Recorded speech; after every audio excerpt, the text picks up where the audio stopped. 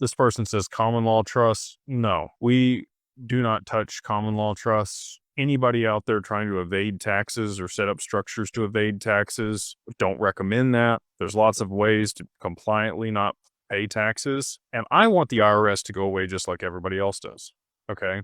Like, I hope that all of this that people are talking about with Trump and the IRS getting removed and all that happening, please, I would love for that to happen. I would love to go to a tax system like they have in Dubai, which is a 6% value added tax on everything that's not a necessity, right, for survival. So if it's not water, food, or shelter, it's taxed at 6% across the board as a federal tax. Everything's on blockchain. If that ends up being the case, they would be collecting a ton of money on all of that. And I think that would be a very fair way of doing it. Middle East has a little bit different situation than us with the oil and the government's ability to monetize that. And they're able to actually pay people a stipend that are citizens there. So a little bit different setup. I get that. But, now that we have the tariffs in place, you can think whatever you want about that. I'm not here to get political. But in the past, when we have used tariffs, it actually worked pretty good.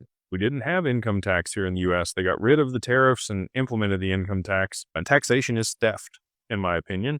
And that is why we do all that we can do to mitigate taxes for people. But we have to do it legally. They will throw you in prison for tax evasion. Okay. And if you're a small fish, it doesn't matter a whole lot. You might get audited and they have some fines and But when it's $20 million or $30 million or $50 million that you're evading in taxes, you're going to jail. And if you think your common law trust is going to be, holding that up, it's not going to. It's not going to hold up the court. So we use asset protection trust and dynasties trust and spendthrift trust, charitable remainder trust.